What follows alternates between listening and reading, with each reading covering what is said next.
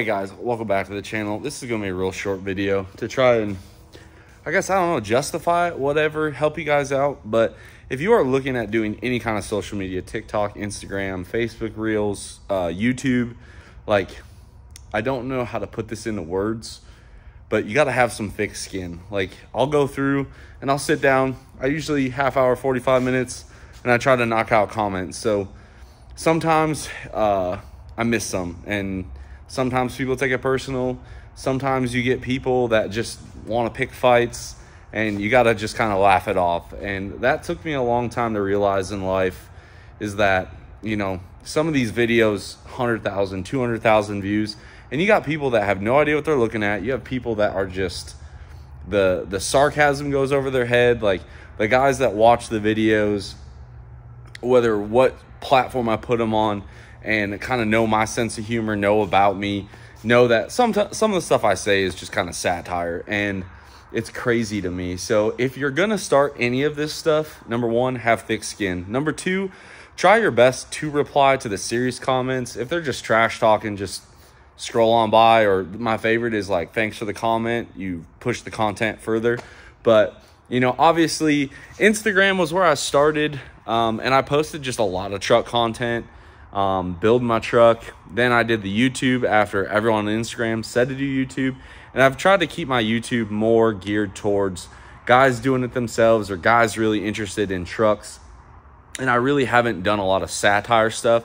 And then we brought on the TikTok, and TikTok is just a platform that I have absolutely loved having fun with. And I'll be honest, as crazy as it sounds, I actually make more money on TikTok than I do on YouTube currently, which is just wild. You find an algorithm, you stick to it, and really you take a stance on something and you just continue to grow on that. I looked at a couple people. Most of you guys know I do not like the 6.7 Power Strokes. Do I think they're better than the 6.4s? Absolutely. Do I think they're the greatest diesel engine known to mankind? Absolutely not. So every time one shows up in the shop, which is daily, you make a little content on it, rubs people the wrong way, people will die defending their chosen platform. And I just laugh. I've owned so many trucks, so many different platforms. The only trucks I haven't owned, LB7, LLY, LMM, LML, 6.4 and 6.7. But I've gotten to drive Dave's. I've gotten to drive a lot of customers. I've seen their bills. And on average, a 6.7 Power Stroke customer's bill is by far and large way up there. So that's kind of why the stance I took. And now you get so much engagement on these things when, you know, and then you get people.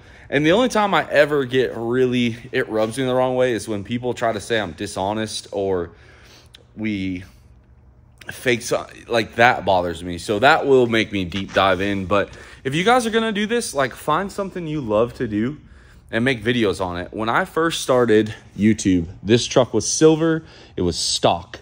Now, 2,800 horsepower, and look at where it's at now. 4-linked TBM rotors, and obviously YouTube content did not pay for all of this truck. You know, it scratched a dent, but it has allowed me to add money to this build from you guys watching it. And, you know, you guys have seen the highs, the lows. So all I'm saying is, when you're doing social media, the best thing I can tell you is to try and be yourself. Like, the guys that have the alter ego, stuff like that, like, they seem to burn out quick. The guys that are super fake, like, don't have a lot of respect in the industry. Like, sure, they might be famous, but are you famous for the right reasons? Do you even want to be famous in today's world? Like, I know it seems strange, but when I'm at events and stuff, I do like meeting people, but when I go to events, my focus is the event, performing, putting on what I can do, showcasing my skills. So if I ever rub somebody the wrong way in person, I apologize. I'm not a huge people person, and I'll be honest, it's really cool when I see people share pictures of their kids watching YouTube, like my YouTube videos, and that's why I've always kept it PG. I've always, you know, one thing that stuck with me for a long time, this whole time, was Will Terry of Power Driven. When me and Jameson and Meyer were kind of goofing off, he's like, you want to put out content that your kids will watch later and not say, wow, my dad was an idiot. So Do I like to have fun? Absolutely. Are there things that go on off camera that I probably wouldn't want my kids to see? Absolutely. But I keep all this content on YouTube PG. We don't swear, we don't drink. Well, I don't drink anyway, but we try to do that so that way we can impact just a whole big group of people and we don't turn people off on content. Of course, I have my own political views, my own views on the world and everything else, but this isn't really the place for it. And that would be my biggest hint or helpful guide for you, is you look at all these big social media guys that are 10 times bigger than me. I don't know who they vote for. I got a good guess, but I don't know. I don't know if they own firearms. I have a good guess, just don't know. I don't know who they voted for. I don't know where they live, stuff like that. And if you're going to try and do this for a living or try to supplement an income, that's the best thing. The other thing that I think is very important is lighting. If you guys look in our shop at night, it gets pretty dark. So take the extra time, set up the lights, stuff like that. And I see new diesel content creators pop up daily. Like, there's a million different ways to monetize this content. And at first it sucks. Like, when I first started filming that truck, man, going back and forth, the editing, the stopping, the starting. Now, let's say if I wasn't filming, a job took me 4 hours. Filming, it'd probably take me 5. So you get efficient. So don't give up. Your content will grow. And people will either realize you're fake, stop watching, or realize that you're not going to give up. You're not going to quit. How you act on your YouTube channel is really how you act in person. And, I've just tried to keep it really genuine. And that, I think, is very important. And I think that's why our channel hasn't necessarily blown up, but it continues to grow. So when you guys are watching Instagram, TikTok, YouTube Shorts, stuff like that, we're just branching out, trying to grow. I mean, honestly, it's pretty cool that I make enough money to get 1099s now off social media, but don't let it get to your head.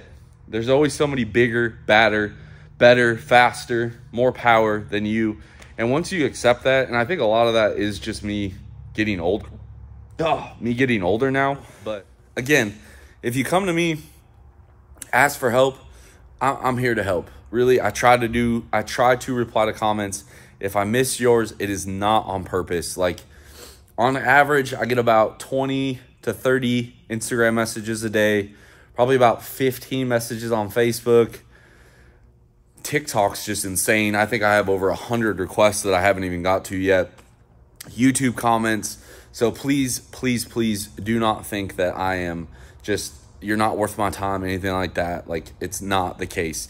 One thing I am working on is when we move out to Cali, stuff like that. I think I'm going to get like a separate phone number and post that. So if you're trying to get work done, stuff like that, I'll have it. That way, when I'm not working, I can just turn it on silent, stuff like that. That way I'm not overloading my personal phone. And I'll just have a phone strictly for business or tech line, stuff like that. So if you think that's a good idea, drop it in the comments. But, guys, it's a journey. And, life, it's taken me everywhere. I've been all over this country. I've done lots of cool things. I've made tons of mistakes. I've done a lot of learning. Just today, I learned how to do trailer brakes. I'm super grateful for having my dad to still be able to call. And I'm like, hey, I don't have time to look this up. Tell me how this works. What's wrong with it? And, I fixed my first electronic trailer brake ever. My dualies, or my gooseneck brakes have always been electric over hydraulic. Never really had issues.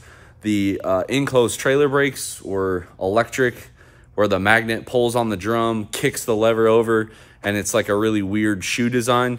Once I saw it, I was like, this is so janky, but it's okay to not know things. And we learn things new all the time. Like, we've got a ton of 6.7 Power Strokes in the shop lately, and I'm always learning. I'm learning. I listen to the customers. I look at their trucks. I take it all with a grain of salt. So if you love the 6.7 Power Stroke, I'm sorry, I'm not with you, but love it. Do your passion. I own all 3 brands, like I said, and I have kind of cherry-picked my favorite. The L5P, the 6-liter, the 6.7 Cummins, 6.4 technically, but I don't like the 5.9s that much. The blocks are weak. They don't spool turbos very good. The 6.7s seem to be awesome.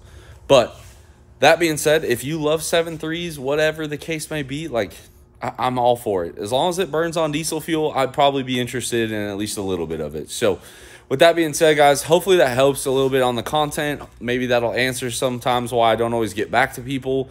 And again, do not take it personally. I do my best at events, but at the end of the day, when I'm at an event, my focus is winning, putting on a good show, showing what I'm capable of doing. So like this one, drop your comments, subscribe if you are not already, and as always, I will catch y'all on the next one.